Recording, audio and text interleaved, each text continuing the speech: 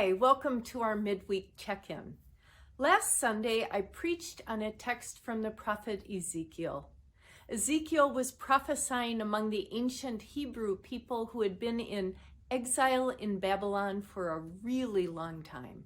They were at the point of despair and felt like they were nothing but dry bones, hopeless and lifeless. And what Ezekiel gave to them was a word of God, promising that God would breathe new life into those dry bones. That's what the promise was. Now, interestingly, God didn't promise that God would resuscitate those dry bones, that is, bring them back to exactly what had been before. And quite honestly, that was a good thing, because the reason they ended up in exile was because they had become a very sinful people. So no, God wasn't promising to resuscitate them. God was promising to transform them with this breath of life. And that's exactly what happened. God breathed new life into the people. They came out of exile.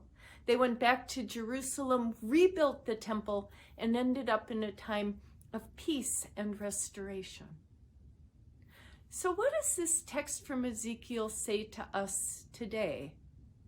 Well, I think a lot of us feel like we are dry bones right now, hopeless and a little lifeless. We're in the midst of a 2-year pandemic. We're facing a world where there are political disagreements everywhere you turn. We can't even agree on the truth.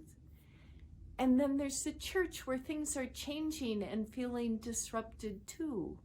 So what will the future bring? Well, I think we should listen to the prophet and trust that God is going to breathe new life into us, just like God did those ancient Hebrews.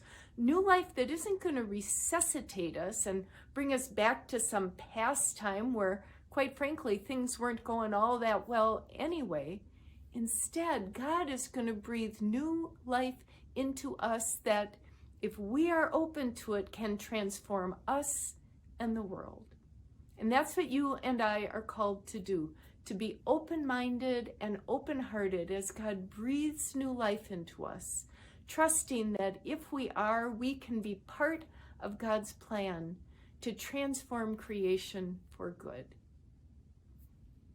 I hope you enjoyed our midweek check-in today. I hope you have a great week. Thanks for joining us. Bye.